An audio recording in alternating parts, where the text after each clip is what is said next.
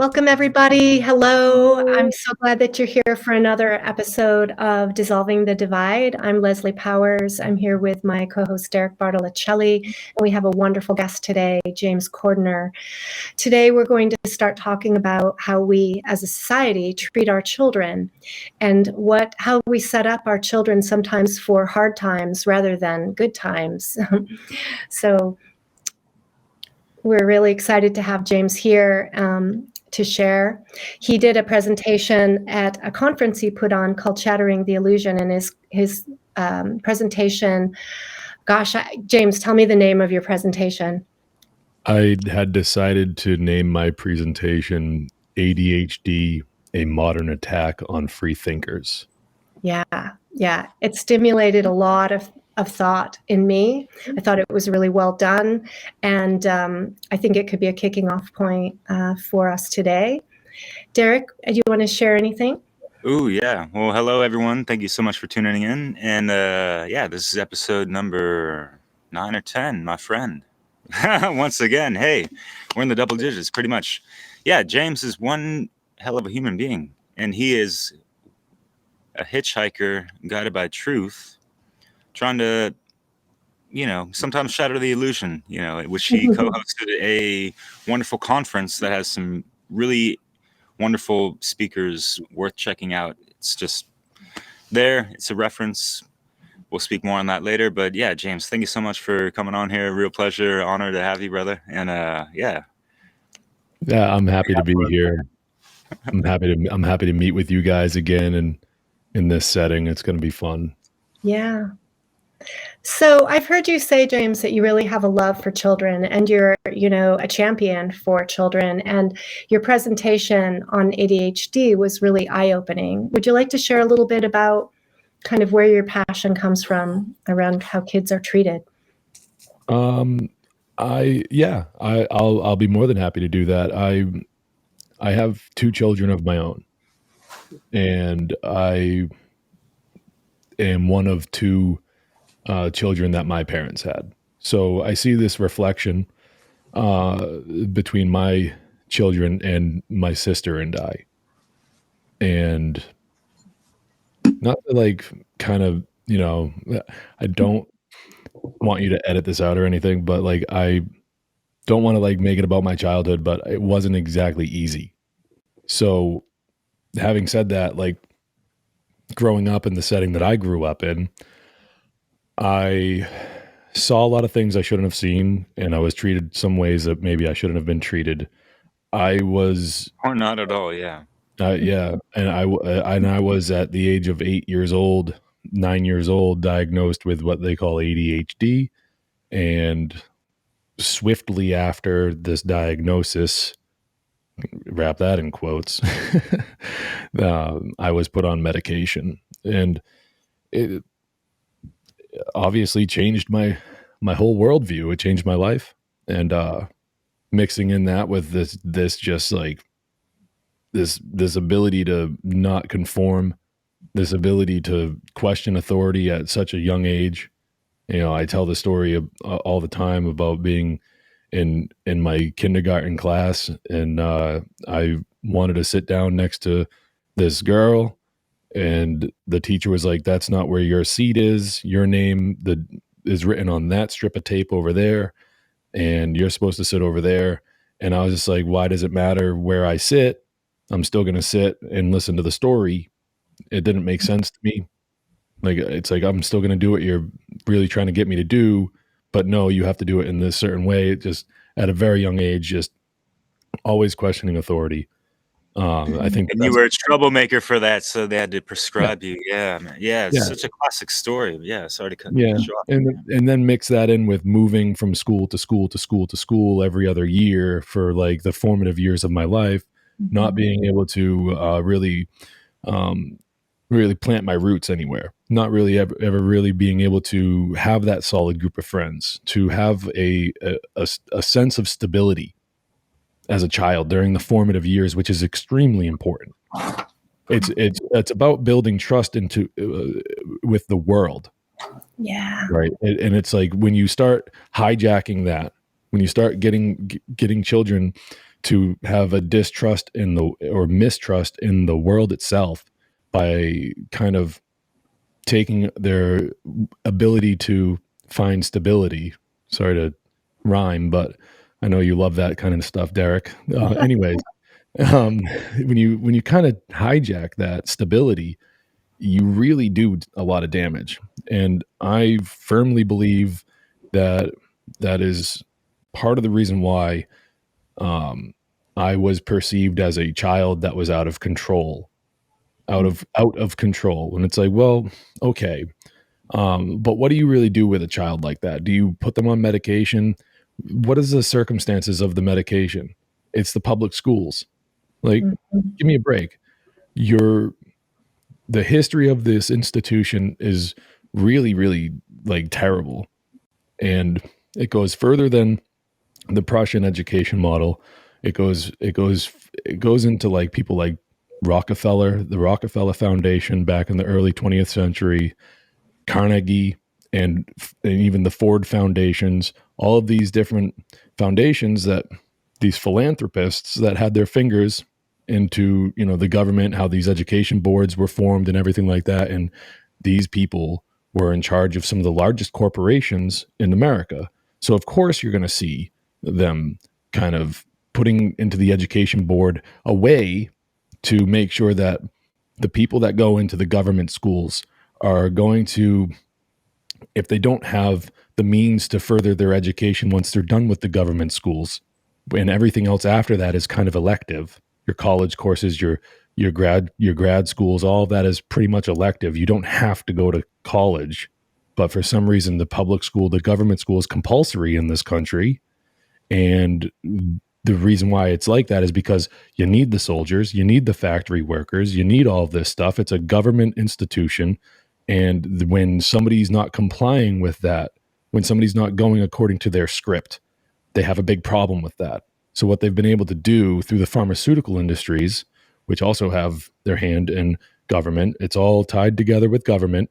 And so through the pharmaceutical companies, they've been able to kind of give kids, medications to straighten them out and to make them fall in line so they'll fit into that box that they want them to be in. And I was one of those kids. So when I grow up and I'm like, a teenager, and I'm starting to really be able to like really stand up for myself, because it's the thing about children is they are the most defenseless people in our society. Yeah. So, and the only other people that after children are senior citizens. Yeah. Children are the most defenseless, and then right behind children are senior citizens. That's why you see these two groups of people getting abused on a daily fucking basis. Excuse my language. Is it? That's okay. You're all Okay. good, but yeah, and elderly people, they have money, so they're attacked for that as well, unfortunately. And we had a lovely chat with the lovely couple from Levolution, and they mentioned something really interesting of just I think it was John Paul. He mentioned that like, and it might have been the same for you. Once you're like in those teens where you build up more size and strength, you start to be more rebellious and have more cognition of who you possibly are, you know what I mean? Like, well, and what's not right and how you've been treated, and and when you start talking back in the same old fashion you may have when you were a little guy, next thing you know, you're 6 feet tall and you weigh a few extra pounds and you're not so easy to shove around. Right. And those kids often are directed to become called delinquents, right? Put in continuation schools, given a tract that is setting them up for more disconnect really from, I guess, what's considered good in society. It's a lot of kids, the really rebellious ones tend to, fall into that category. They'll be like the ones that end up maybe in juvie, or they'll be, catch some charge that gets them put into like a county, facility. Like me, I was in county jail for a while, for very little while, but it was enough to make me go, oh, this is what it really is to be put into a fucking cage. And that just sparked even more of like, nope, this is messed up. Like, I really cherish even the small amount of freedom that we have, because I've seen what it feels like to say we're at 90% slavery right now. I've in my life, I've experienced what it's like to not even be able to leave a building if you so choose. Like, at least I can, but in any case, like, a lot of kids that are put on medications, a lot of the rebellious types, they're streamlined right into the criminal justice system. What an oxymoron that is. But it's like, it's a real tragedy. But this is why in my presentation I said I made a point to say that I'm not about to make any claims that maybe there are some people out there that a medication such as that could help. My question is, are we abusing kids? Are we not giving? Are we not just stopping at who needs it? Or are we taking it one step forward and giving it to kids that you want to give it to, because you're not prepared to deal with children who are these really ambitious, self-directed, children. Questioners, kids that question, kids that don't fit the mold, and they're often misunderstood. And the interventions are really more about creating, like you said, compliance. And the emphasis in schools is around rule following and towing the line, standing in a straight line, sitting on the circle, sitting in your seat for hours at a time, not questioning. Certainly don't question the teacher, the authority. And if a child sees something that's wrong or unfair and they care about justice or fairness and speak up, they typically will get in trouble for that. Yeah, they'll be asked to leave the classroom.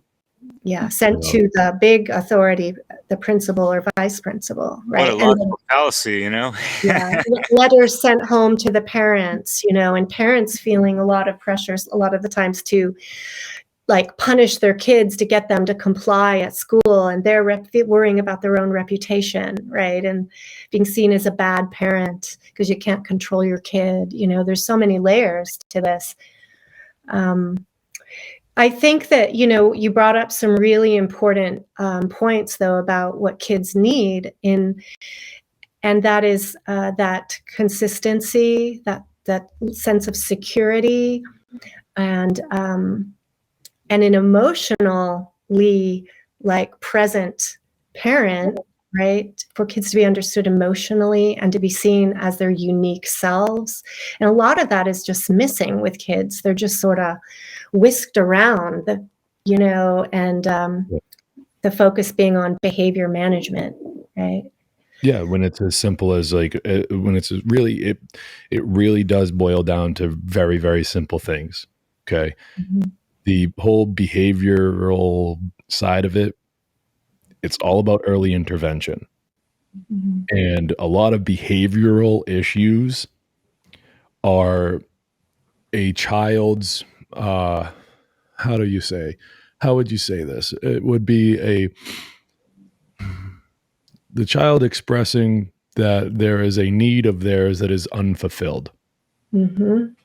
And it's up to a conscious individual who decided to, get it on and have kids and to bring life into this world, to recognize that there is truly nobody else who will ever, ever, ever be responsible for that life but you and the partner in which you decided to take this step with. Is this abdication of that responsibility that, in my opinion, has been the driving factor to the condition of slavery that we have found ourselves in as a species. Yeah. And it's influenced by government. Yes. And they feed off of it. I have a lot of negative things to say about the average parent these days, because it's their decision making, and everybody has an ability to understand what's going on. It's the willful ignorance to the truth of what's happening that continues this destruction of innocence, this destruction of morality, and ripping the imagination out of children's heads and replacing it with some preformed, image And a of script. a script, these prescribed beliefs that you plant into children's heads that make it so that they can never really know themselves until far into their life. And it's like, no, I have a lot of things to say about parents that in this day and age still choose to send their kids to government schools after everything that's been going on. Some people might take me to task on a few of these points, but when it comes to the school shootings, why is the question always gun control and never get our kids out of these buildings? Yeah, so let's explore the complexities of that, because even, parents who would like to have their kids home can't be home with them because of economic pressures and a lot of split families. And I think that the government system really has, I think, set us up in this way convenience-wise, all that stuff. Require to Call either it a nanny state for a reason, right? Sorry, buddy. Say that again, Derek. Said they call it a nanny state for a reason. Oh, right. Yeah, latchkey kids, so common, and even two-parent homes, there's a big pressure for both parents to work, and a lot of that is the materialism, that is being promoted as what's necessary to, live well in this American dream. But even, how many split families, over 50% of divorce rate, and single parents, and very little support. I mean, it's really, the emphasis is like, get your kids to a preschool. Oh my gosh, they need this early start. Get them in young. Get them into kindergarten, where now we're not teaching social skills, but we're teaching academics so we can keep up with China or whatever, right? Right, and it really does all come from a competition and this move toward globalism. That's the whole entire thing. What makes them think that we need to compete? Why do the statistics matter of what the education's like in another country compared to ours? Why do we need to compare ourselves to another country? We're not them. We don't deal with the same environmental struggles as they do. And I'm not one of these, Green New Deal guys. I'm not talking about environmentalism like that. I'm talking about literally like landscape, the weather, things that are like in the environment. So I want to make sure I clear that up right away. Topography, exactly. But Yeah. it's for real. Like it's a setup toward getting people used to globalism. And it's, hey, and Marxism. What? And what? Marxism, a little bit. Well, yeah, that's in there for sure these days, like big time, and it's just being like so just pressed into their heads, and I don't know, but yeah, I mean, when it comes to the whole economic thing about two parents having to go to work and everything like that, it's only because that you got to realize people complied with this idea in the first place, and that's what set it up to be what it is today. Yeah. So the best thing for us to be doing is to reinforce the idea that furthering your compliance with this system, that everyone is ready to stand up and say they disagree with it, that it's corrupt, it needs to be fixed. You're not going to fix it the way that it is. You have to completely get rid of it. And I'm not saying that you can't build something from scratch. I'm not saying that it all has to go away and it can never come back and you can never have some, pod learning system or something in your community where people might take turns or whatever. But doing it through the government is not working. It never has worked. It never will work. It's a system. It's a system built to make failures out of people. And Yeah, the they're people, just dragging us along the garden path in a sense, and it's candy-coated slavery, if you will, or something like that. I don't know. well, I mean, it is the training center for obedience. It's where you go to learn how to be a slave. Yeah.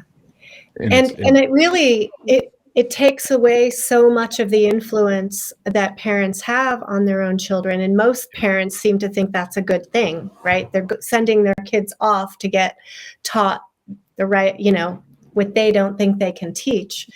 But it really becomes, as a working parent, you almost barely see your kid. Yeah.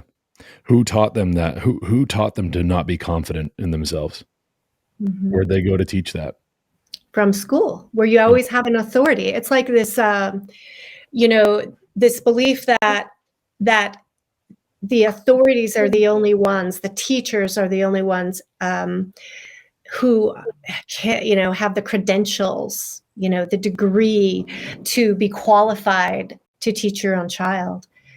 The teachers, they go into these jobs thinking that they're going to be doing good. And I like that idea. I really do. And you'll hear from a lot of teachers that once they get there, it wasn't like how they thought it would be. Yeah.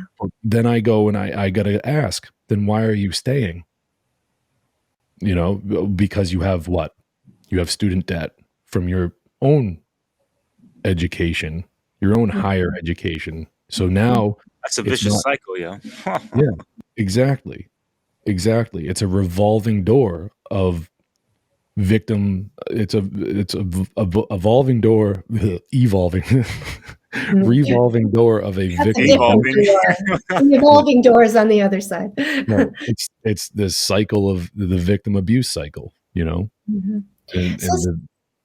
the abused become the victims, and then they turn around and they abuse other people because they don't know what else to do.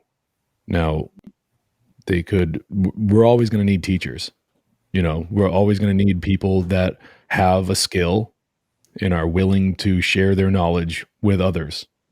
There's always a place for that. No matter what kind of world we're living in, we need those types of people who aren't selfish with knowledge, or else where are we really going? Right? So these people that sign up to do this job, God bless you. But for real, you're doing it in the wrong way, man. You are. You're capitulating to the wrong group of people, and they're those same exact people that have put you in that state of misery. You just can't see through the haze. You just have the blinders on. You're stuck in this ego-based mentality where it's like you're constantly in fight and flight mode, and you're worried about bills, and you're worried about, are you going to get fired? Are you going to get the tenure that you so desperately desire? Are you going to be able to live up to the standards of the state? And it's just this vicious world within that institution, and the people that are the teachers are suffering too. Yeah. And so as the adults are focused on all of those things, what is actually the experience of a child? Because the focus isn't really on them. The focus is on test scores. Yeah. The focus is mainly on test scores. What is it called? Outcome-based education or whatever? Correct. We're just kind of driving the insanity in this negative feedback loop that we're all talking about. But whatever happened to each one, teach one, and all that, good in it for the win-win type of stuff. And I totally agree with you that, so many teachers go in there for all the right reasons and intentions, and they just succumb to this, what is it? Like the curriculum and the Common Core, all these stuffs, and and people need to draw back from all that stuff and realize who funds those programs, even agendas, or you know what I mean? Like, what is a curriculum? They're all semantics in the end, almost. But no, I'm just kidding.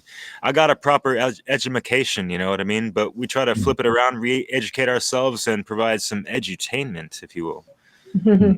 And other entertainment, of course. And what is the Latin-based word of educare? Something like that? I'm not familiar. I wish I could tell you. The focus on test scores is a big deal because that's about money, that's about funding. So a lot of what schools do is based on getting funded, and that comes from attendance, where they harass parents if their kids aren't there. But they're going to lose out tax money, or state Yeah, funded. yeah. There's a lot of money driven stuff. Like we had a conversation with Chris Jansen recently, and like all the motivation behind money and how that corrupts some of the morality. Yeah, money-based decisions aren't the decisions that we're looking for our children. Like, we want, hopefully, to be making decisions that are enhancing children's lives, that are helping them to grow into becoming, fully themselves, individuals, and to love learning. And the opposite's happening. Kids are miserable going to school. Yep. They're not really learning how to think, and they're often traumatized. I mean, I've heard endless stories of kids who, adults recounting stories of their childhood, and children sharing what it's like to be in school and be traumatized, especially if you're different. Yeah, because Leslie, you've been in the field for 30 years. Mm-hmm. So you've heard, countless stories, like countless, beyond countless. A lot of people say I've been doing something for a couple of years, and like, oh, countless, whatever, because sometimes people can't really count all that well. But anyways, like that is some in-depth experience, So like, you're not coming from anywhere. I just wanted the listeners to. Yeah, I'm a clinical social worker, and so I've talked to a lot of people, and the people I talk to often are the ones that have been beaten up in society, in schools, and I look at my own children and how they suffered in the school system, and were very misunderstood and traumatized, and myself traumatized trying to deal with it. So I have that, my own personal kind of experience, and it's interesting, some of the most like brilliant, my favorite people in the world, would be probably in that category of ADHD, right? And I bet, we all have stories of how we just needed to get out of school as quickly as possible to actually kind of, and like almost like you have to get out of school to then repair the damage that was done, Yeah, because the healing the trauma doesn't start until the trauma, until there is a block, until there's a blockade, the trauma stops. Yeah, has to. And You then need from there, safety. you have to start healing when the trauma stops. Yeah. And it's a very traumatic, very long, drawn out traumatic experience, going through a government indoctrination camp that people call public school in this country, and even other institutions that people consider charter schools, or something like a Montessori school or a Waldorf type of school. These are still they're alternative. So okay, you're taking a step in the right direction, sure, but these people still, the ones that run all those alternative schools, they still have to answer to the government. Yeah. And the teachers and the administrators are all part of the same indoctrination system. So there's not much new, maybe a little bit of elbow room and more autonomy among the teachers, and but it's still modeled very close to the main public schools. And I think that we are all, the adults, the parents, the teachers, not only have we been part of those indoctrination systems in schools, but our own parents, right? The legacy of generational abuse, in families sometimes, and economic problems. My dad was from the Great Depression, right? And I can see how growing up through the Great Depression affected him and his outlooks on things and worries, let's say, about money. So, it's not just the school system, but parents themselves just not knowing better. Where do parents really learn what their children need? How do they learn about emotional intelligence? Or, there's a lot of, my dad was whipped with a belt. Yeah. Yeah, I mean, there is a lot of repetitive stuff, that goes on across generations of families, and that is a lot of where this idea of continuing with the government schools comes from. Well, that's where, and the parent will say, "Well, that's what I went through," and it's like, well, why should the next person have to suffer because you suffered? right. What, like, why? Because you think it's going to put hair on your chest? Because Or they're okay. That's what people. Well, I'm okay. they're not. Really, are they? Are we? They're not People okay.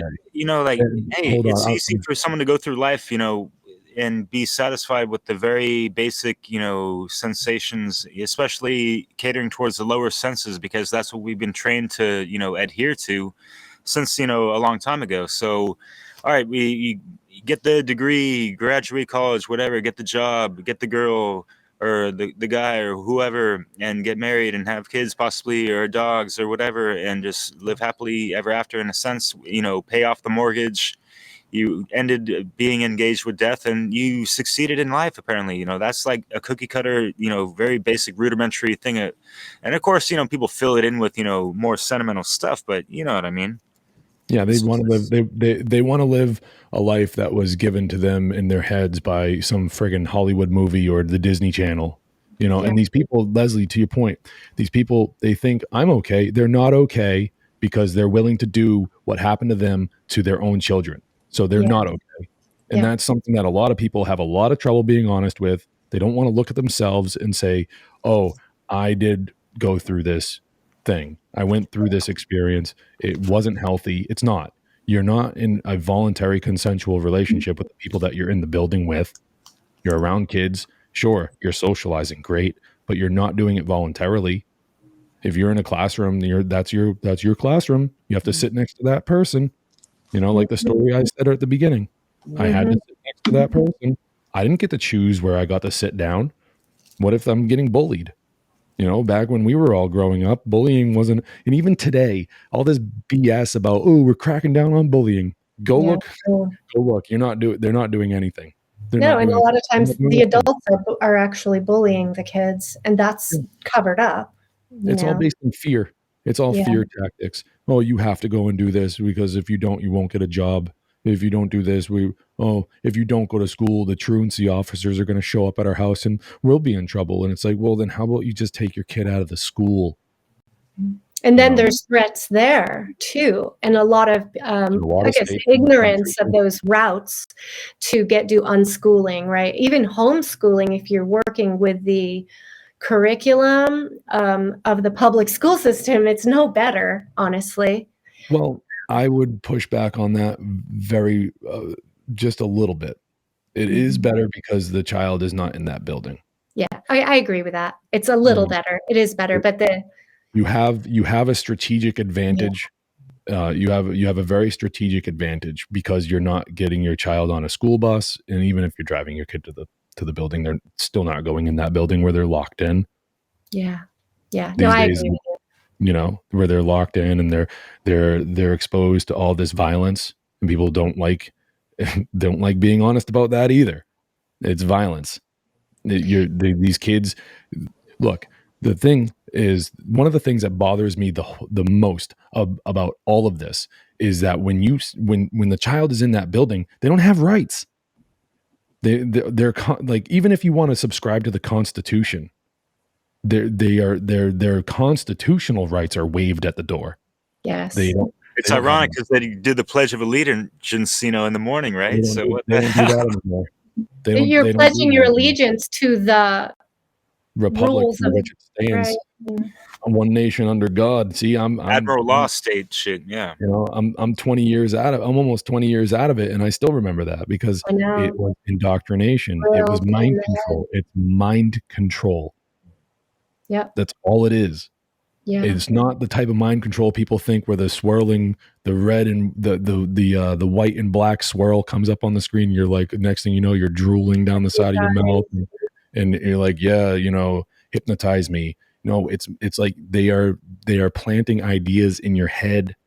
They're controlling your mind. If I wanted to control somebody, all I would have to do is to teach them everything that they know. And if I know everything that they know, plus a little extra, then I can take advantage of them pretty easily. It's what makes these people masters of psychology. They know what they're doing, and they have their plans, and they're well planned out and well thought out, and they've been doing it for a long time. They've got it down. And then they shift things around just often enough to confuse the older generations enough, so the older generations don't know which way's up, and they can't really do much to change things. So our elders are ineffective. Yeah. And the younger crowd are subjugated to all of these abuse tactics that are foreign to the elders. So they go, I'm confused. I don't know what to do. So they capitulate to the same authorities that are abusing the young crowd. Yes. And they turn and they go, oh, I don't know what to do about little Johnny who's acting up. And then they go, turn to the authorities that run the schools as the experts and just defer to them. Right. And they go, because they don't got that natural law. They go, that was an authority. Sorry. They go, you're around my kid more than me. You tell me how my kid is. Mm-hmm. You know, and by the time the parents and the kids are all home together, chances are there's probably still homework going on. But there's only so much time in the day, you know, and I don't know about anyone else out there, but I'm at my best in the morning. Mm-hmm. I'm at my best. I'm at my most productive during the midday, in the morning hours and into the midday. And it kind of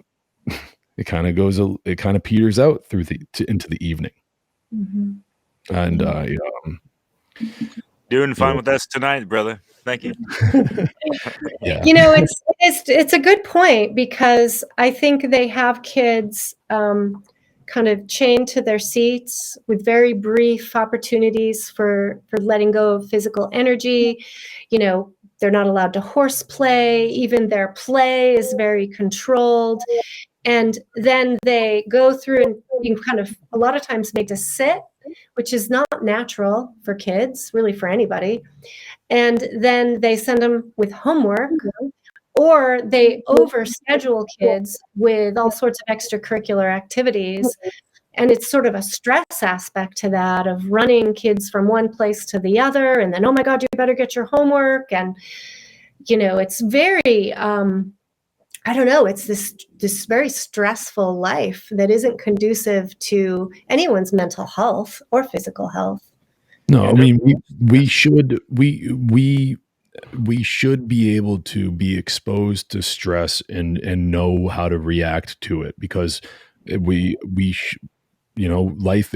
can be stressful. Mm-hmm. Having an easy life is not something I want, because it just makes people soft. Yeah. And to me, that's not really a life worth living. Right. But on the other hand, we have to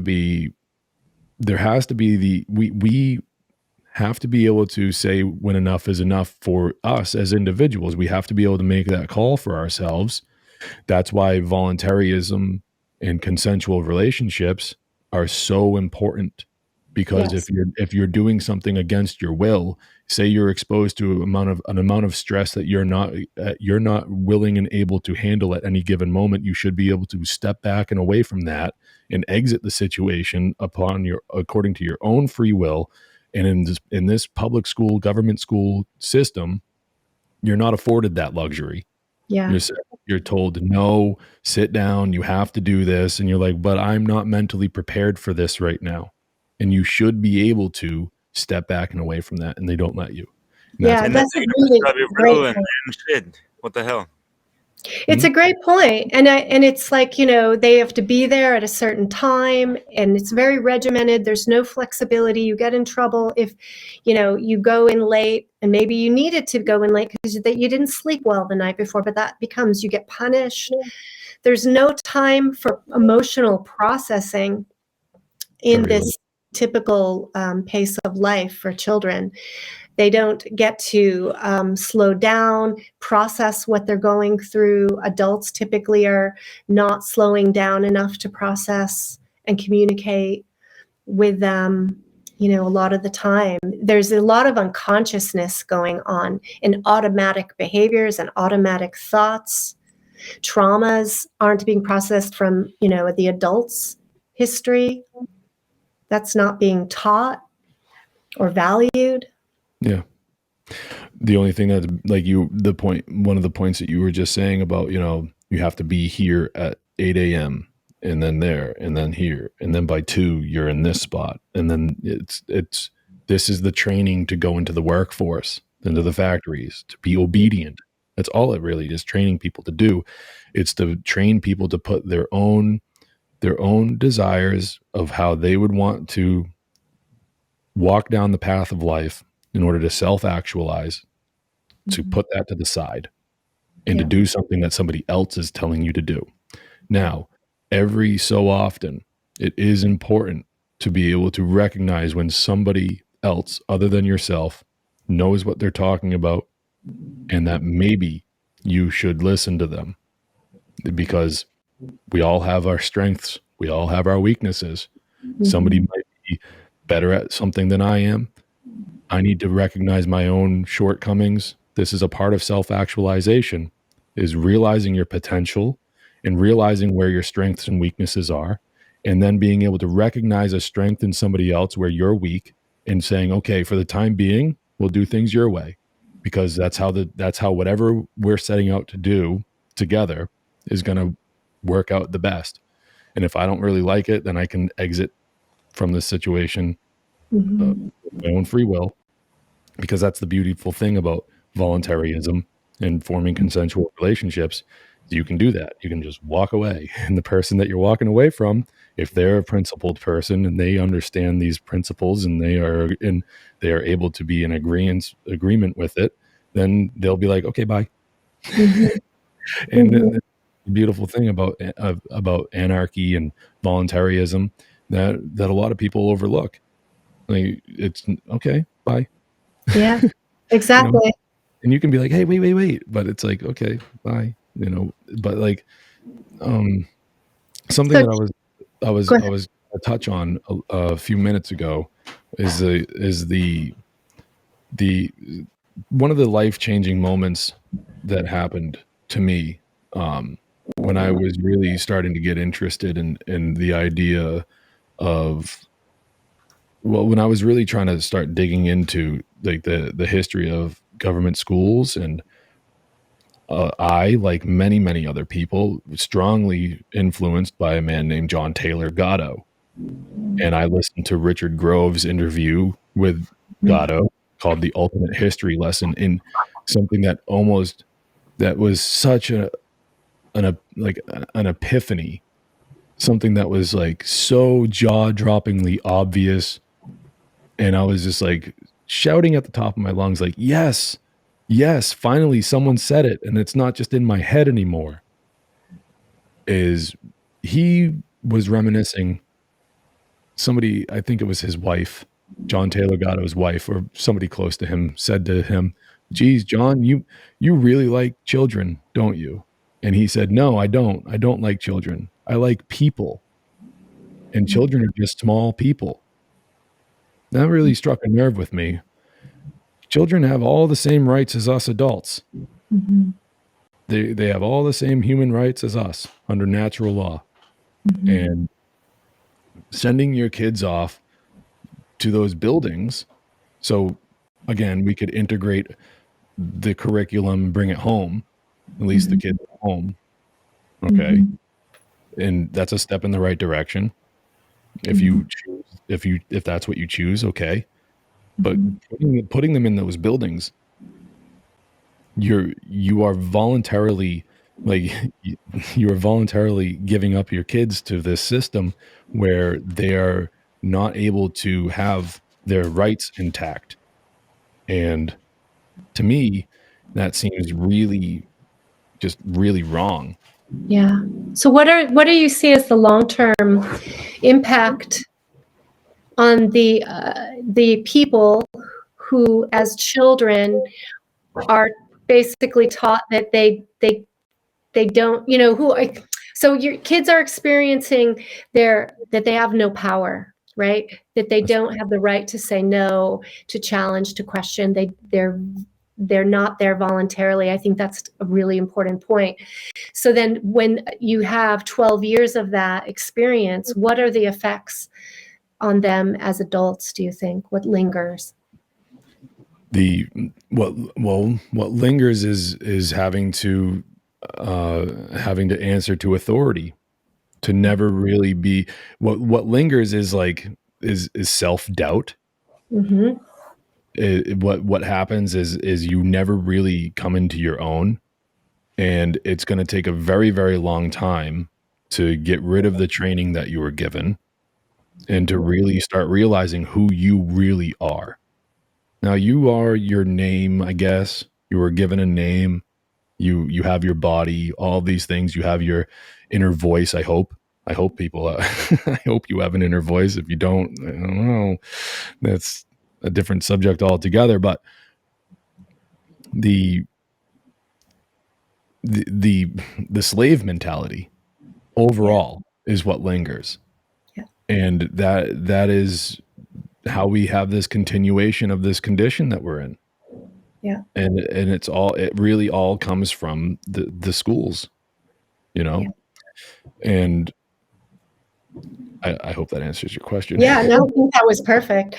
I think too, another thing that is the anger, and the trauma, the effects of the trauma for many kids of their school experience, it takes time to undo that.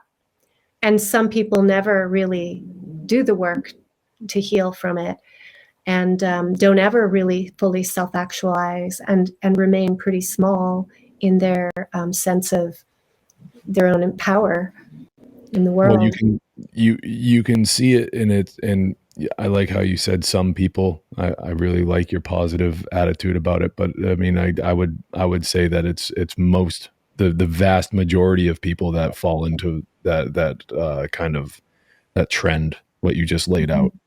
And you see it with the amount of alcoholics and the amount that you see it with people that are into, sports, and they like going to the football games, and their whole entire lives revolve around that, or they go into the military, or they go to the police force, all these different places where they go, where they don't have to think about who they are, or or what their true purpose here is. They don't have to think about self-actualizing because somebody is always over their shoulder giving them something to distract them or giving them their next set of orders.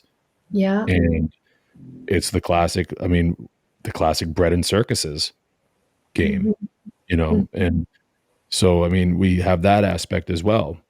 And then you have people stuck in this, this gimme mentality, this materialistic mentality. And you can see in my background, I may have some nice things in my house, but I mean, I did work for them, but it's not what I'm all about. These things don't make me, that's the mentality of a lot of people. It's a status symbol to them.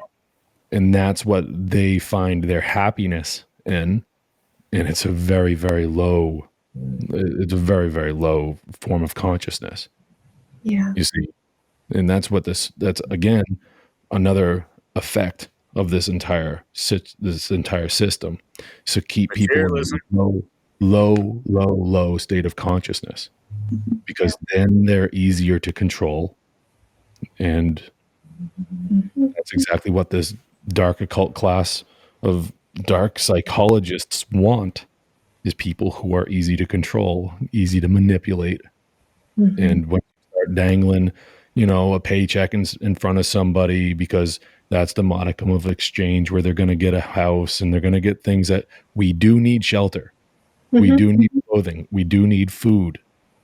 Whichever type of any of those you want, that's up to you. But these are things that, that we largely need. Maybe we don't need clothing as much, but I mean, yeah, it depends on where you live. I step out, like I told you guys before we started, if I stepped out my front door right now, it's the wind chill has got it at negative 35 degrees right outside my door. Only? Yeah, you need some good clothes. Yeah. Only. Yeah, you mentioned the occult, like hidden whatever, like it seems like they have some kind of like secret jokes about, people who graduated from school who got this knowledge from whatever degree, university and all that stuff. And what does it represent? Base level consciousness, a square on your head, all that stuff with something dangling, all that. Right, and they put them in the black robes. It's the satin alien robes and everything like that. And like going back to Saturn real quick, man. I really liked what you mentioned about Saturn's return with your show on Crip Rick, and that hits hard for a lot of people. And sometimes when Saturn comes around and they don't, recognize, even if their shit got wrecked, and don't try to correct, then that's kind of a problem. But let's try to focus on some solutions in regards to we all understand what the hell is going on with all the fuckery and all the things that ain't really right, and there are ways we could be looking at things a lot better, trying to build a hermetically sealed society. And it starts with the family unit and rippling that out, as above so below, from the micro to the macro, of course. And it's just like so many family units are fucking broken because that's part of one of the biggest,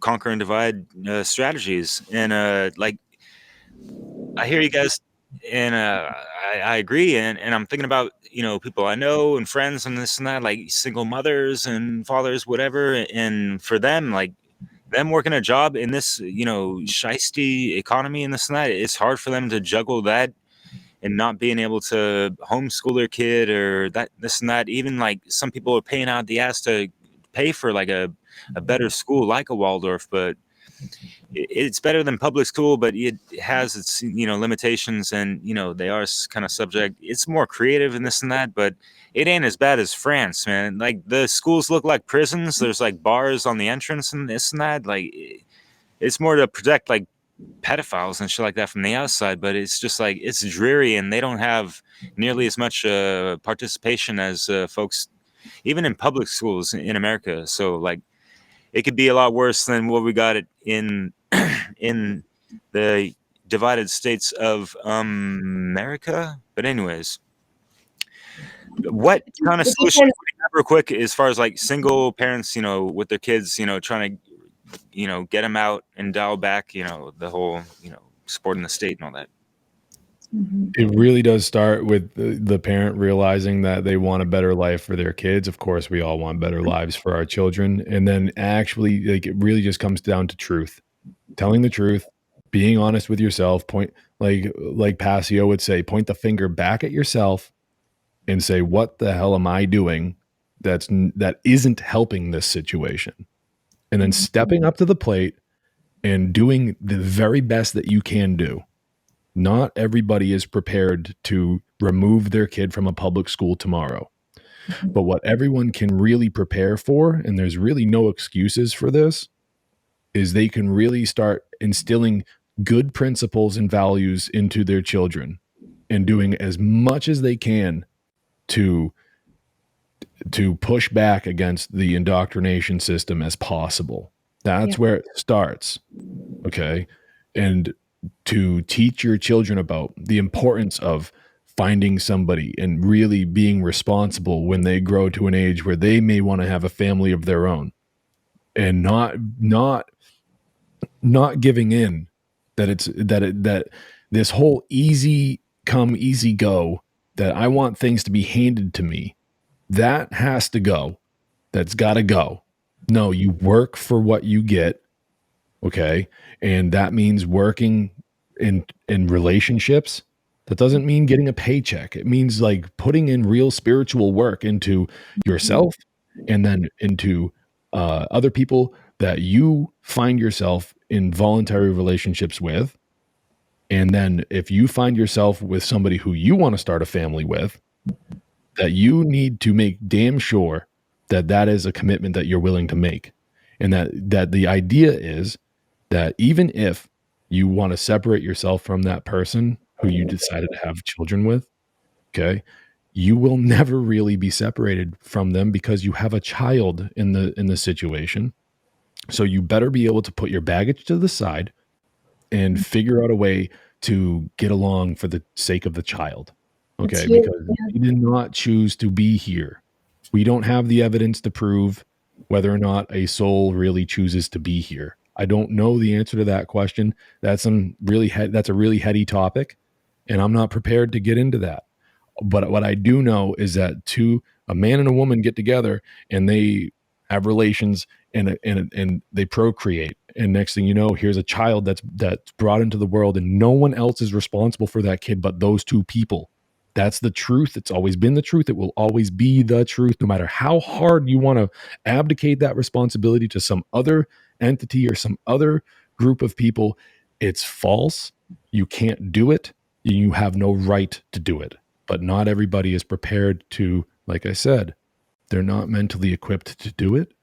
And we have to be compassionate toward people like that. And we need to have some sort of understanding. But there needs to be a line where we're saying, okay, we get it, but you need to understand that like you are forming the psychological, emotional makeup of this little person. Yeah. And the schools are not there for that. They're there for a different reason. So we need to start with principles. First things first, right? So we need to do that and say to the kids, yeah, you're in this place and we don't want this for you, but we're trying our best and we can't do it any other way. Just that thought alone might get into that kid's head. And when they grow up and have their own family, they might prepare for something better in the future. You see, it's not about today. It's of course about present moment awareness, but we also need to be mindful of the effect of our actions. The law of cause and effect is very, very real, and we need to be able to have a little bit of foresight and to realize the mistakes of the past and to just deal with that. You need to figure it out.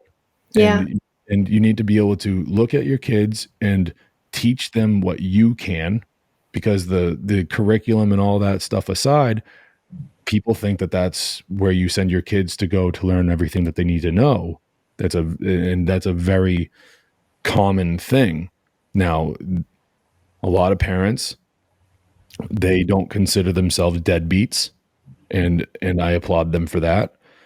But there's a very, very large piece of information that is left out of the majority of people's education when they're coming up, and that is about what your rights are, where they come from, and it's not the government signing some piece of paper that has made your rights, and they're not able to ever. They can force you in a cage, but they can never really take your rights away. Those rights are cemented into the very fabric of the universe, and that's where we get them from. So you can't ever really have your rights taken away from you, but you can be put into a cage at this present moment for some pretty silly shit. Yeah. But we need to like really harness that strength and to put these ideas into kids' heads. Yeah. Like that it is possible to live in a society that's based off of voluntarism. And I think that involves like when your kid comes to you and says something bad happened, from an adult at the school, that you really are open to what your child says, right? As opposed to always siding with the adults, because it's really, the world is set against the kid. If two adults say something, then the kid's voice doesn't count, right? Yeah. There's like an interesting thing of really promoting your child to speak up and trusting, your child to some degree, right? Right. And largely, I see that coming from this subconscious reaction that parents have because of the amount of lies that they've told their kids. Mm, So they think that when their kids are coming to them and saying something that, well, oh, because and they're projecting onto yeah, their kids. Oh, yeah. I've lied about Santa Claus. I've lied about, these people are good. I've lied about this, that, or the other thing. And next thing you know, their kid comes to them with some sort of, complaint. And it's like, oh, that's all in your head, Timmy. Sorry, all the Timmys out there. But, that's Or they're just trying to get their way or to cover up something or to why excuse. shouldn't they? Why shouldn't they fight to get their way? God damn it! Yeah. Why shouldn't they sometimes yell and speak out? Yeah, why are we constructing this reality around us where people aren't allowed to express themselves freely? Especially that divine masculine principle of self-defense. Yeah. Especially like all this coercion and this and we spoke about this with Levolution again, just these false entities of authority, if you will, or figures of false authority, and not really aligned to natural law. And boys, aren't allowed to be physical really on the playgrounds. You can't fight back. You get in trouble if you do. You get in trouble if you roughhouse too much. A lot of that is squelched. I think as far as what parents can do, is not only like really trusting their own kids and trying to deeply understand their emotional experience and their perspective, which is obviously going to be different than an adult perspective. Their skills are different and they're not fully grown. But I think a lot of times kids are just sort of shoved in a corner and not given the time of day around their feelings. Yeah, and that's a big that's a big problem because kids do kids I don't want to say do. Let me rephrase that. Kids can exaggerate things. Mm-hmm. But it's because they don't have a very very good grip on reality yet. Mm-hmm. They're figuring things out. They're pushing boundaries. They're doing their job. Mm-hmm. They're doing what a human being does. Okay, they're figuring this thing out. Where do they stand? Where can they go? And a lot of the times they don't understand. They don't have the eyes to see, but it's up to us as the adults in the situation to have a better understanding of reality and to help suss out the situation for the kid. Yeah. So when people are just like ready to dismiss a child and act like everything that they're saying is a load of BS, what do you think you're doing for that kid's ability to have trust in the world itself, in relationships? Where do you think that distrust is going to lead them? Okay. Yeah. And how will they trust themselves? Exactly. Yeah. And if you're gaslighting your own child, give me a break. Mm-hmm. Yeah. Hear them out. Maybe they are wrong. A lot of the times kids are exaggerating. I'm not going to lie. I think that the system is a setup for that, because when you have a punitive, punishment-based system, that is setting up people to want to avoid punishment, which will lead them to deny something or lie about something. So it creates it. Right. And I was going to say, like, I have a 6-year-old son, and he is a perfectly normal, a crazy little kid, and I love him to death. But every now and then he'll be telling his version of the story, and that's okay. You're telling me your version of a story. Now, did it really happen that way? I don't know, but I'm not about to call him a liar.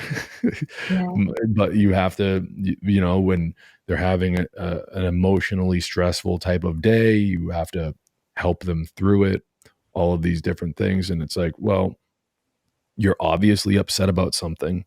One of your needs isn't being fulfilled.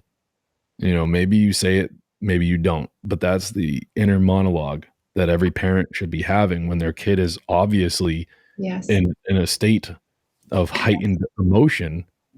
And this is where us as adults should have a better grip on our emotions and not be controlled by them, but let the emotions flow through you, and to experience the emotions and to appreciate them for what they are, because it's your body's it's your mind and your body connection having a reaction to a situation around you, and it's completely natural. But they have to be able, these emotions have to be able to flow through you, and you need to have an understanding of them, or else they're going to control you.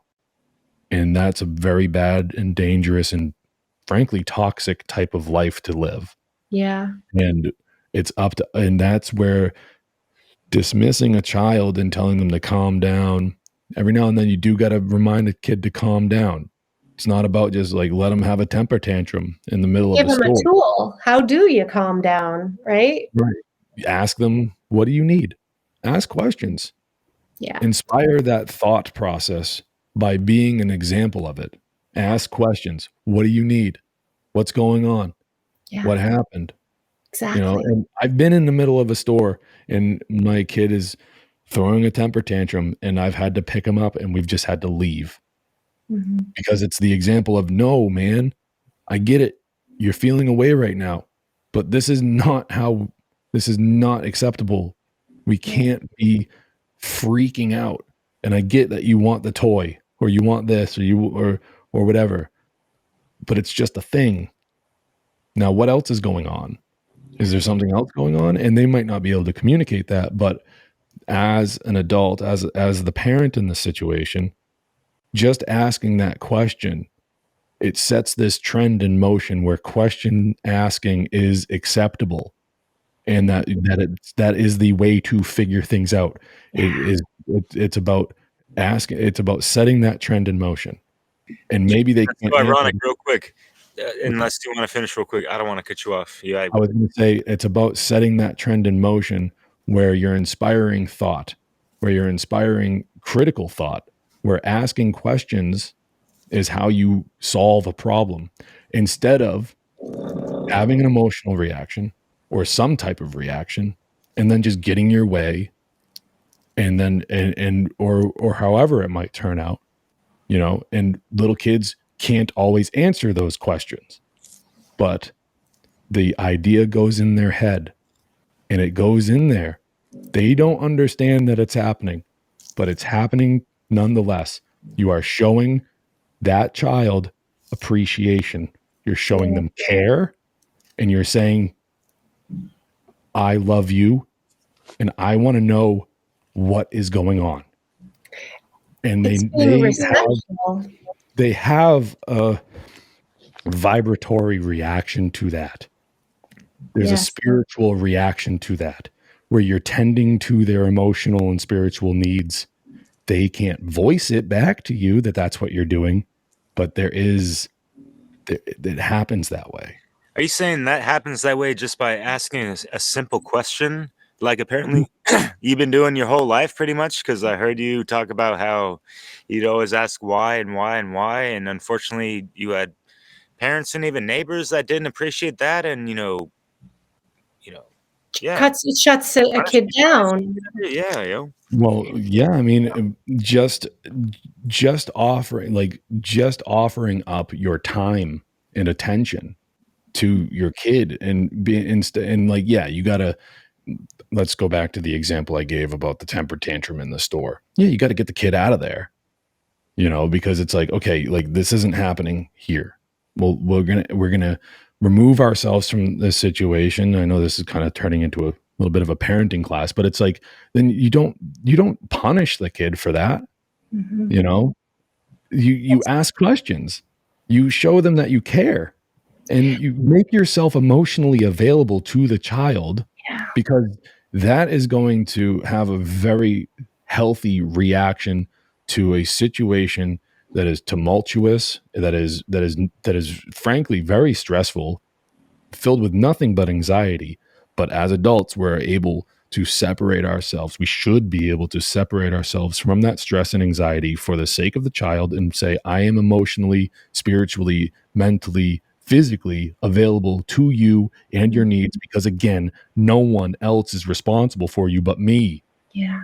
You're hitting the nail on the head, James. I mean, I think this is the crux of it. You know, it's about your time, your attention, your care, your patience, your emotional availability, your own emotional intelligence and ability to be in control of your own, you know, dynamics of emotion, to have kind of a longer term perspective too, you know, instead of just reacting in the moment for, you know, I need you quiet now because I can't handle it. Just go to your room. You know, there's a lot of like dismissal where kids don't ever get to process and feel this connection that you're describing they would receive from, you know, being there for them present. I mean, after a while, there is a benefit to having a very having an emotional situation, say at the house here, and my son is having a very tough time with something. Being able to not do it in a disciplinary way, but you know, sometimes it is very stressful, and you do need that separation, because it's like, okay, I'm at my breaking point. We all have our own lives. We all have our own day, you know, and I'm at my breaking point, and so are you. So why don't we be in separate rooms for a few minutes? Mm-hmm.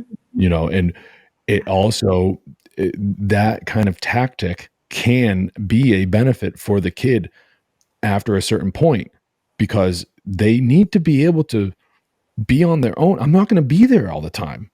My wife isn't going to be there every second of the day. Eventually, this kid's going to grow up. These kids are going to grow up, and they're going to have to figure it out on their own. Yeah. So you make that a part of their formative years, where every now and then you're going to be on your own, and you're going to need to figure out an emotionally tense situation. No one else is going to be here for you during that time.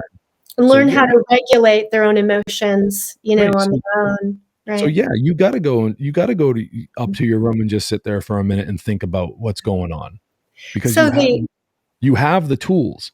We've provided you with the tools. I'm right here if you need me. I'm just a shout away. You come and get me if you need me. But kids need, at an early age, they do need to be taught some type of self-reliance when it comes to emotional stability. Mm-hmm. It's a very delicate process, and there's definitely a right and wrong way to do it. And sometimes, even as parents, you're like, get out of here. Right.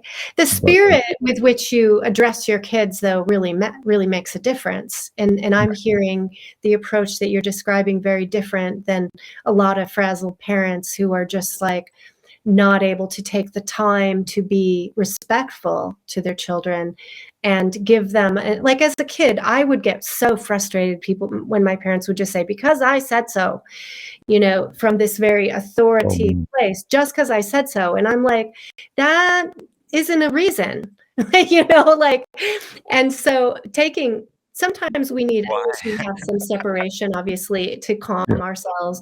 But there is a need, I think, to treat kids as being more intelligent and more able to understand and than sometimes we give them credit for, you know. Oh, they're very intelligent. They're very, very intelligent. They're intuitive, and you know, to make a point about the "because I said so" thing, I've caught myself almost saying that. And you know what? Yeah, you're a little person. You don't have a lot of life experience.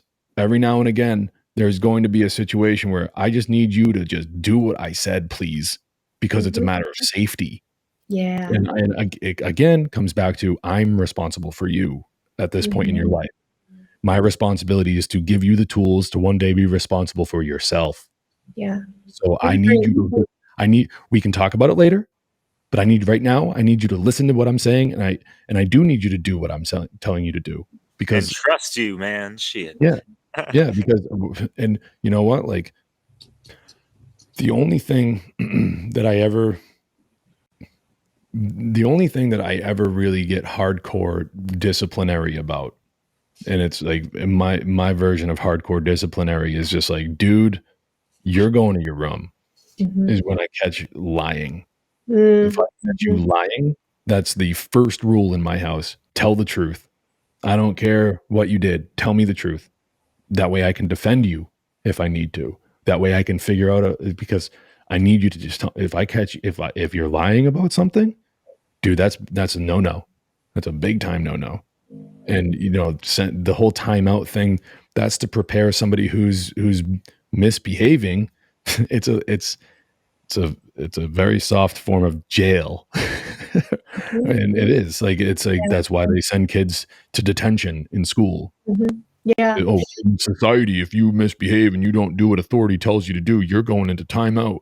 And when you're an adult, that means you're going to jail. And as somebody who went to jail, it's not a fun thing. And I realized that it's like, oh, and it's like really tough, but it's like, dude, I do not tolerate liars. I don't. I cannot stand it. And exaggerating something or embellishing something, being hyperbolic about something is something completely different than being like, oh, I'm going to lie about it, or I'm going to be deceptive. I'm going to be that kind of person. It's like, nope, you're not. That's not happening. Yeah, I think it's important in that example that you were giving of telling your child, I need you to do this because I'm telling you it's important to do, and it's for your safety, right? We want our children to trust us. And so then we have to be trustworthy. And, we have to be very mindful and conscious of our own behaviors and our own role modeling of principles and being honest, right? Yeah. And I wanted to ask you your thoughts on, the difference between a parent who is being an authority to their children and maybe thinks they own their, that idea of ownership of a child versus a steward. How do you sort that out in your mind?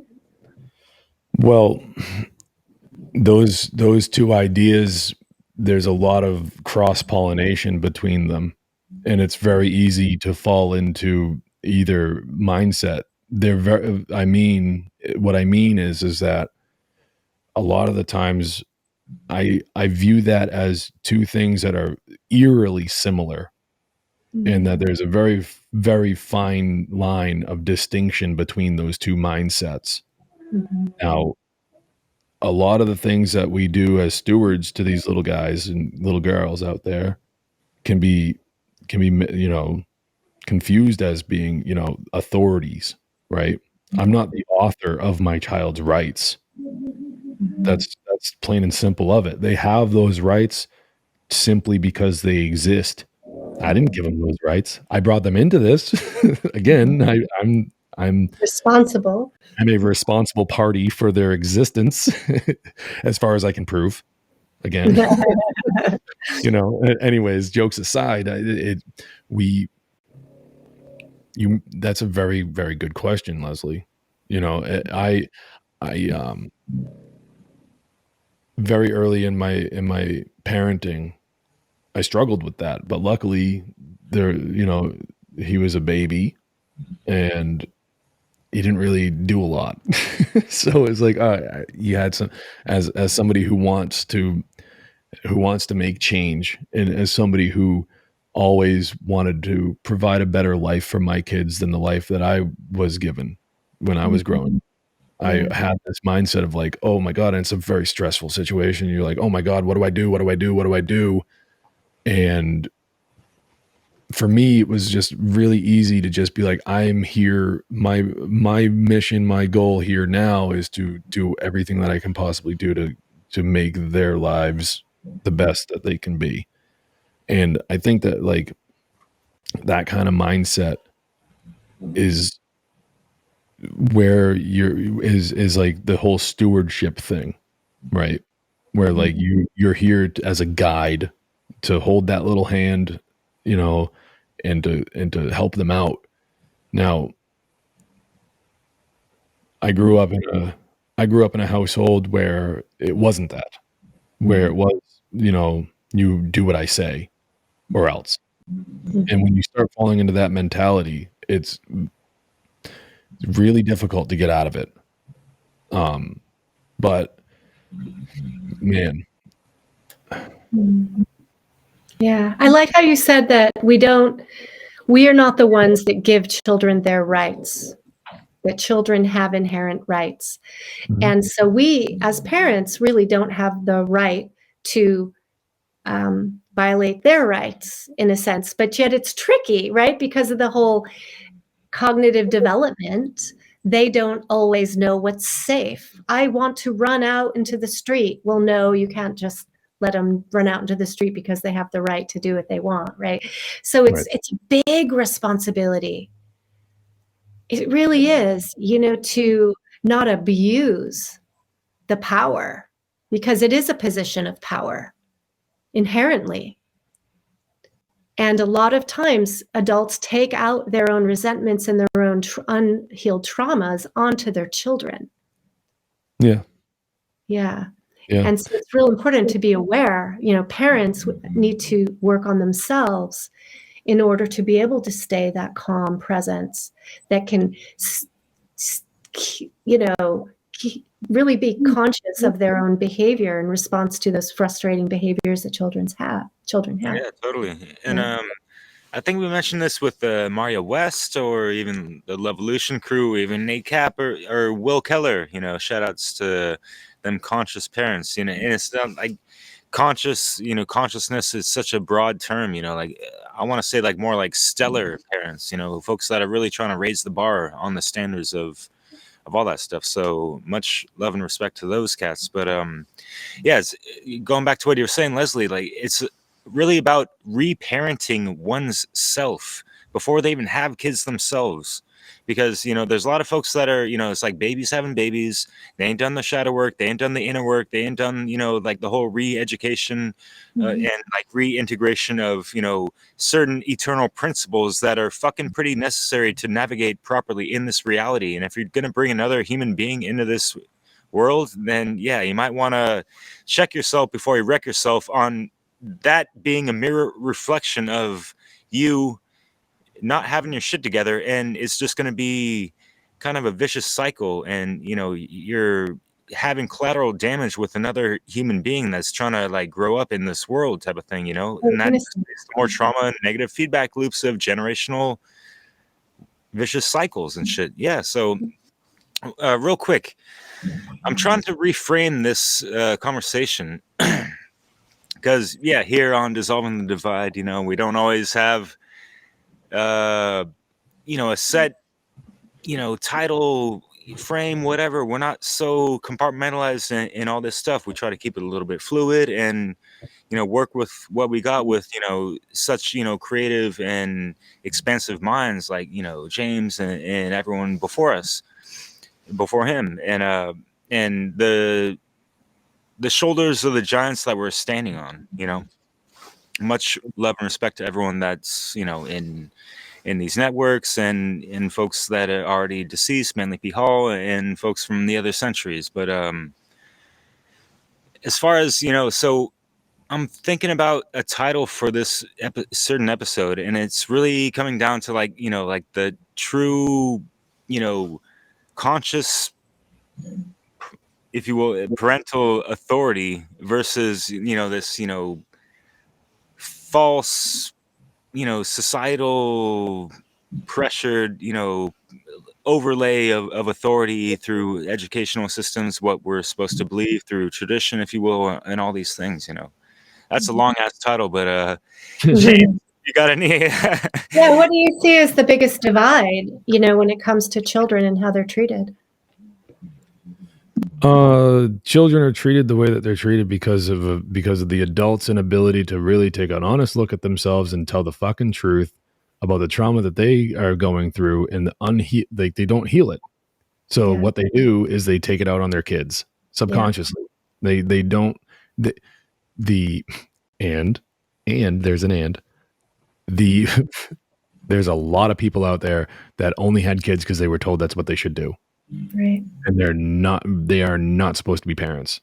They're like Derek very, very astutely said, they're grown babies and they're having babies of their own. And it's like, dude, people need to grow the F up. Yeah. And Yeah. And I think, some friend of mine, Jen and Rob, they talk about conscious conception and conscious parenting. And I think that's really an important topic that ties in here. Is a lot of people have children pretty unconsciously and unplanned and without preparation, and they have no clue what it means to prepare either. Dude, there is no handbook. Mm-hmm. There's no the baby doesn't come out with an instruction manual. Mm-hmm. And you know what? Like, I'll be honest, we were not planning on having kids when my son was conceived. Mm-hmm. But we stepped up to the plate and we did our damn best to make sure that we did what we needed to do, and that we're trying, and it's an everyday effort. I go to a job that I despise. I do not want to go there, but we need to do something. And my wife, she's at home, and we're doing the homeschooling. We're doing our damn best to make sure that we're doing right by these kids. Yeah. And the whole conscious conception thing is a very important thing. Is very important, but it doesn't always work out that way. Right. But what can work out is somebody really realizing the immense amount of responsibility that they have just thrust themselves into. Yeah. No pun intended. Like, for real, this is not a joke. You're a parent, and this is your life now. Yeah. It's not a doll. It's not a fantasy world. Yeah. Wait, what do you mean? There's no guidebook or anything like? There's no handbook or not Well, even and a the books out hitchhiker's there may guide? not all be right either. And I know what I just said about, this is your life now. But if you really are listening, I'm telling you that the fun has just begun. The fun just started. Now you get to have a little version of yourself running around, and it's so much fun if you just give it the opportunity to be, instead of just like succumbing to all of the stress and all the anxiety that this world wants you to succumb to. You really can separate yourself from all of that, deal with it on the side, and do all the struggling and have all the worries. But the kids, oh my God, they're so much fun. It's so much fun. And it's like they're learning every day. They're pushing boundaries, and they're seeing what they can get away with. They're coming into their own.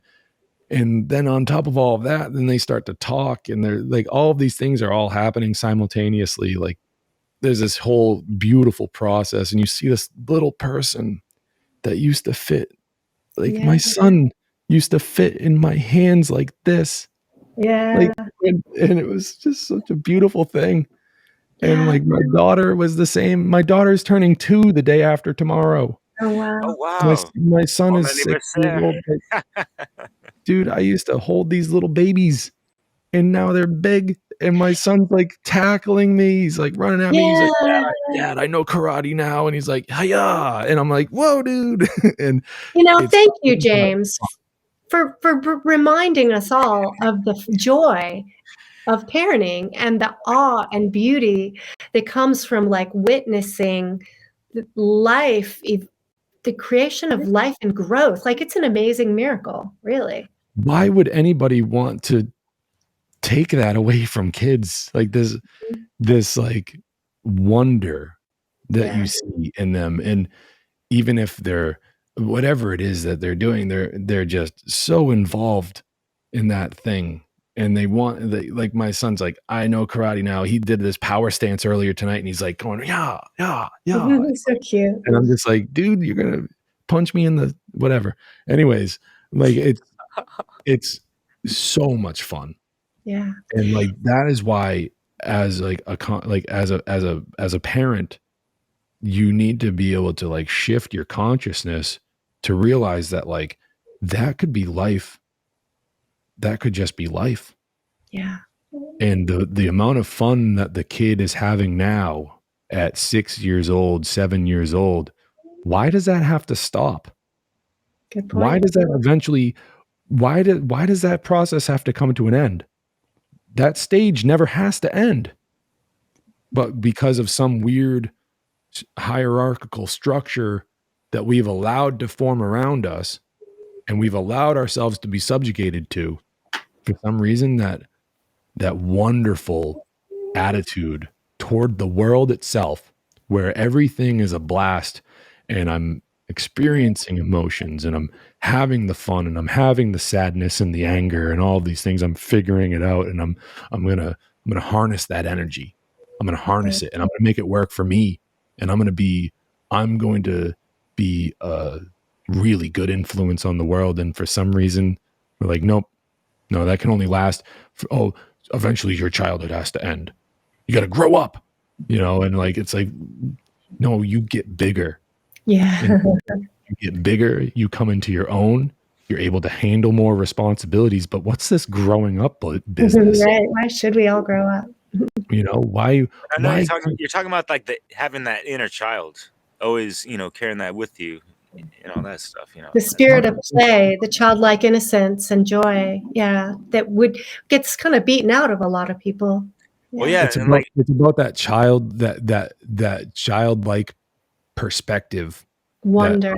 of the world being a wonderful place where things can be fun, where you can go on an adventure, where you can really experience where we are and what we're going through.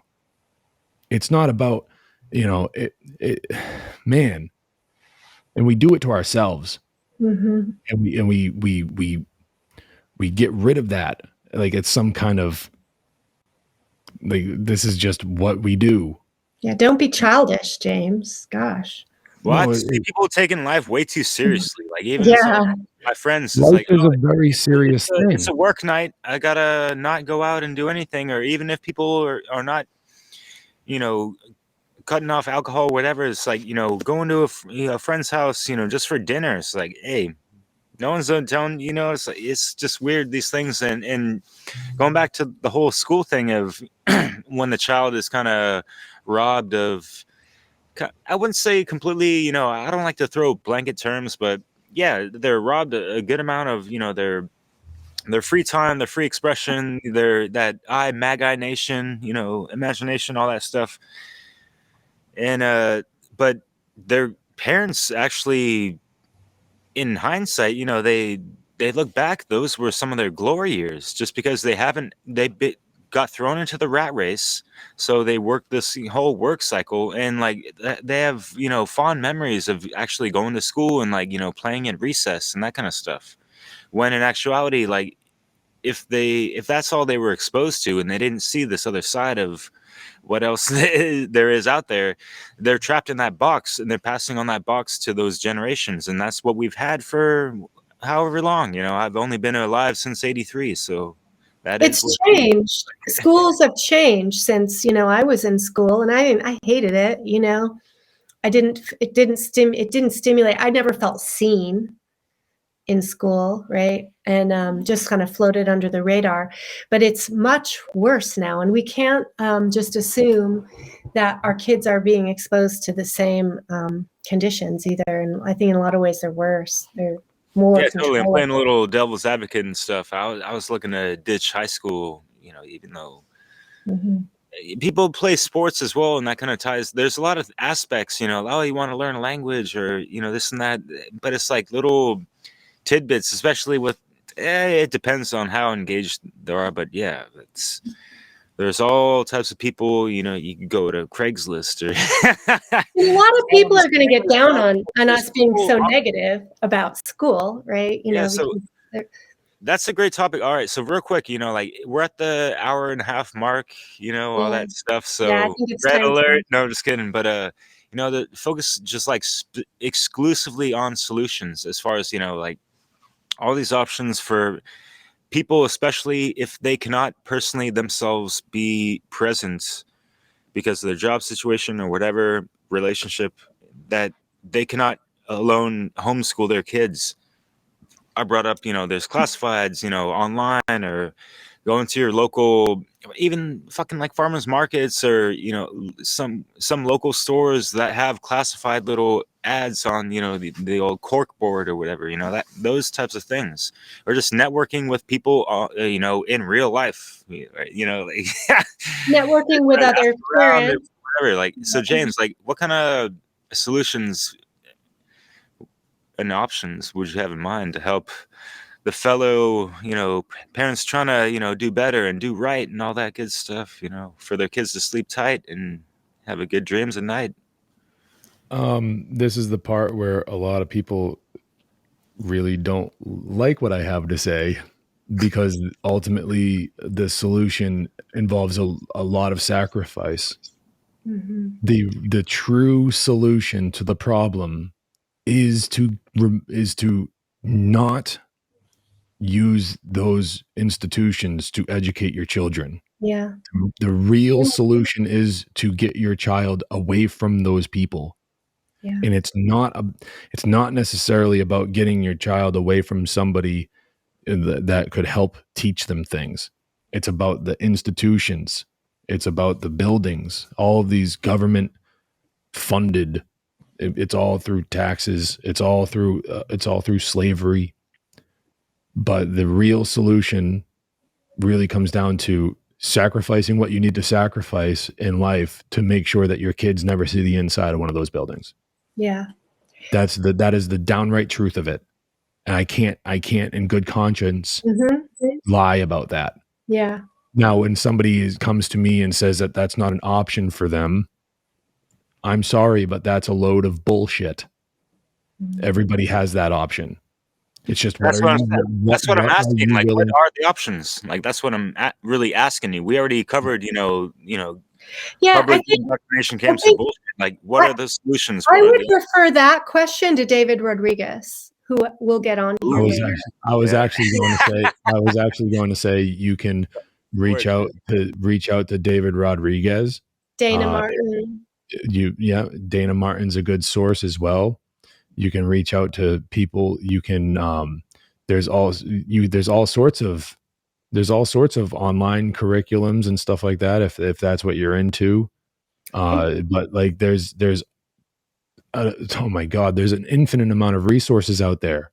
But like but you're asking about real solutions, and that is the downright number one real Yeah. solution, is to make the sacrifices that you need to make in order to get the kids out of there, because you're not doing any good for them. You're really not.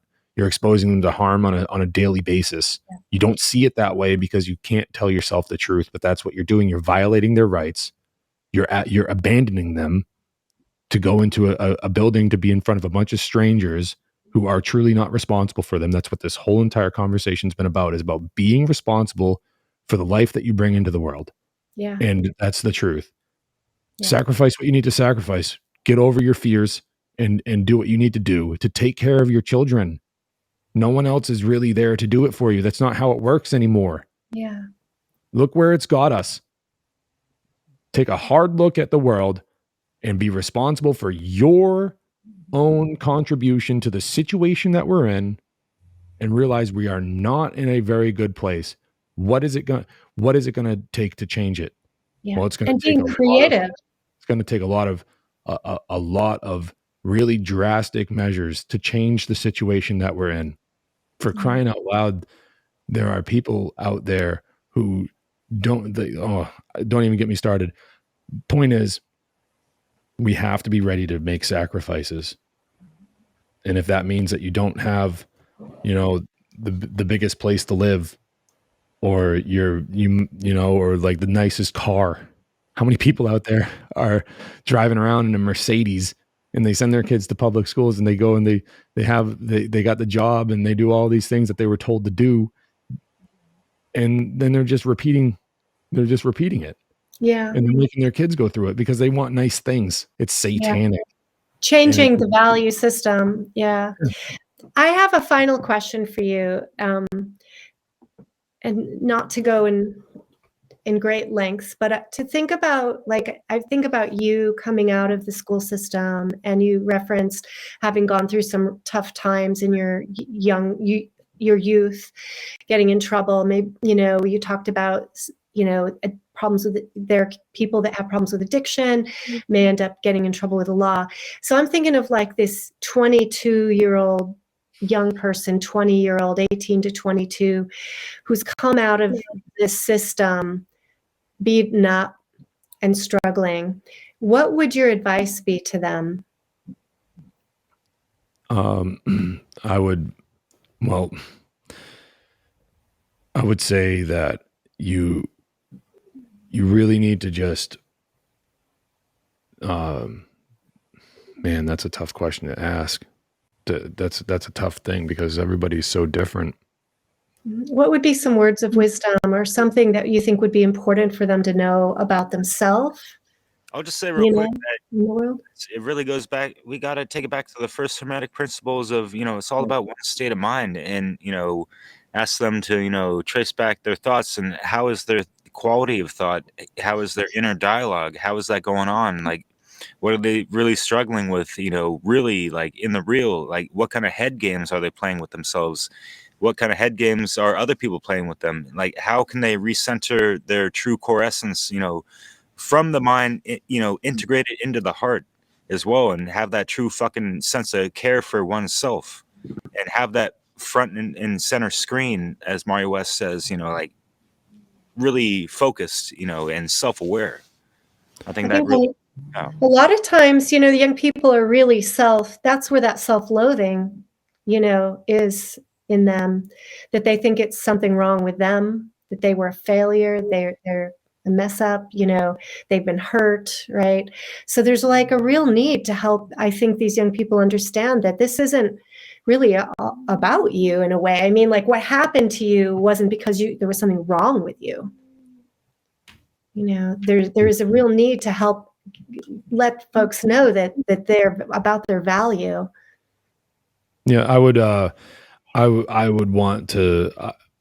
I would want to tell a person who's that young coming out of a situation like that your life is worth the work and effort that it takes, that you would need to put into it in order to remain as free as possible. That there is a way a way for you to succeed. That there is a way for you to not do harm, and for you to stay out of the grip of those people that you really deep down inside so desperately want to stay away from. And it really, no one else is gonna, you really got to rely on yourself. You focus all of your energy on just separating yourself from doing the same actions that got you into that situation, and really just start taking responsibility for your own actions. And stop expecting anybody to come and save you. No one is going to come and save you. You are the only one that can save you. not even Jesus, man. It's been 2,000 years. We'll see, buddy. Sorry. No one's going to save you but you, and no one's going to be responsible for you but you. And that's a very tough thing for people to wrap their heads around, but it's the truth. Yeah. And the sooner you come to terms with that truth, the better your future is going to be. Yeah. And I really relate to a person that is like that, because that's right around the age I was when I finally separated myself from the state, from in many ways. I was a troubled teenager. I was running amok. I did do some things I'm not proud of, and I spent a very short amount of time behind bars, and it was like a few months, and then I was out back, and I had the ability to go right back to doing what I was doing before, but I just wanted better for myself, and I knew I had it in me, and I did have a couple of really good influences who really told me how it was. And they kind of pressed it into me that, you can't go and live a life like that. It's not, you're better than that. You are.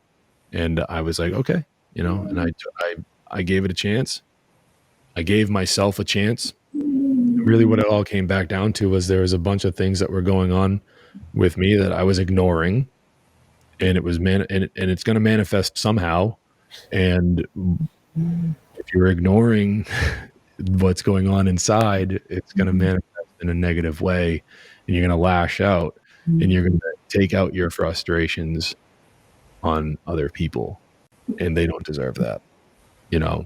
So my advice is, again, just do the work somehow, some way. Do the work. You're worth it. You're worth the effort that it takes to get better. Words of wisdom, man. Hell yeah. Yeah. Yeah, that was really well said, and I can totally relate. And man, I'd love to do a separate segment with you sometime, just about overcoming this adversity of being behind bars and this and that, because I can relate with that personally. Yes, so I suppose we shall wrap this up. I'll let it wrap. You have any questions? I'll let you take it off. Yeah, I think this is a good time to close up. And James, why don't you share about your current work and where people can find you? Okay, so I have a website. It's called freeyourmindne.com, Free Your Mind New England, and I run a podcast. It's called The Hitchhiker's Guide to Truth, and I go live pretty much every Saturday night at 9 p.m. Eastern Standard Time. Once a month, though, we switch it up. My brother Sean McCann and I, we do a once a month show called Black Pill Digest, where we really take a hard deep dive look into some of the more doom and gloom situations that we find ourselves in a way to try to inspire growth and change, to help people that might feel helpless about these types of stories. And somebody's got to look at those dark things and try to weed their way through it, I guess. And we're taking on that task. I am on the One Great Work Network. You come over there, and there's like over 70 content creators over there. So if you don't really like the way maybe I'm laying it down, or, I know Leslie's over there, and this show's over there. So that means Derek's over there too now. And well, you're in this show in for sure. And so the great thing about the network is that, like, if you are trying to better yourself, if you are trying to find a way to, like, cope with all this chaos, and you want to be a part of the solution and not part of the problem, you come over to the One Great Work Network and start really schooling yourself on some natural law, some spirituality. Maybe you find some answers to who we are and where we're going. Who said it? Tim Leary said, who we are and where we're going in this ocean of chaos, is how he put it. Yeah. And, Tim Leary, maybe CIA asset, I don't know, but he separate the message from the man, and that's some pretty cool stuff that he was laying down there. But in any case, like, what else do I got going on? We got tomorrow. Well, I don't know when this is going to come out, but we got some big things coming up in the future. So be on the lookout for some decent sized announcements coming up about some joint efforts. In the past, you can always check out Shattering the Illusion. That just happened, in late 2022. Great, people featured on there. A lot of folks in network, and a lot of good presentations. Yeah, I'm excited to the whole city find out what you got next. At the edge of my seat. Yeah, we got some things. We got some things cooking. And thank you, Derek. Yeah, Shattering the Illusion was definitely a fun experience. Joe Murray and I, we teamed up and wanted to put on this conference, and we got a bunch of great people together to really try to provide, some real good information out there. So you can go to Shattering the Illusion. I think shatteringtheillusion.com. And so you can go there, and it'll be there. But yeah, we'll have all the notes, links, in the description, of course. So great. James, I really, really appreciate your time. I know it's late where you are and you've been up a long time, and I love your perspective and how articulate you are and how thoughtful you are. And so I just enjoy this conversation a lot. So thank you. Thank you for having me. I really appreciate you guys entertaining me as your guest this evening. Our And pleasure. I hope we get to do it again soon. And Yep. I'm really I want to tell you guys, I'm super excited to see where this show goes, because I think it's awesome, and you guys have a great dynamic, and it's going to be so much fun to see where this goes. So thank keep you. it up. Thank you. Oh yeah. Well, Yeah, if you know some people we may not know yet, send them our way. Oh yeah. Hell yeah. Maybe good guess. Yeah, I know this one guy. His name is Chris Jansen, and he's phenomenal. You guys really got to get him on here. And man, so sad. Yeah. Well, it's been fun. Thank you very much, and thank you for listening. Keep coming back. See who we have next. We got a lot of good content ahead. So. Yeah. Oh, if you don't mind, could I leave your audience with a little bit of the same sentiment I leave my audience with? Of course. And so I like to remind people, it looks pretty bleak out there, in a pretty tumultuous situation, but it's up to us to gain the consciousness, discern right from wrong, choose with our own free will to do right action, no matter what. And not because you think you're going to get some reward or some pat on the back or an attaboy from somebody that you think you need it from. You do the right thing just because it's the right thing to do. Yeah, live with integrity. Yeah, right on, brother man. Yeah, James, I see you as a great role model in that. Yep, thank you so much. All right. Yeah. Conscious parents in the house, man. I love it. Yeah. Keep on keeping on, brother. And yeah. All righty. We're going to say goodnight. I got to go. I have a kid just opened the doors wanting something from me, so I better go give her my attention. Shit going on here, Conscious parents. Bye, guys. Cheers. Thank you. So, when we perceive the ways of nature, we remove conflict within ourselves and discover a harmony of body and mind in accord with the flow of the universe. All the elders and the youth, it's time to expose the lies and uplift the truth. Come on, know the state of the world. Understand, man, universal law. People all over the world. Know the state of the world. Understand, man, universal law. All the elders and the youth, it's time to expose the lies and uplift the truth. Come on, know the state of the world.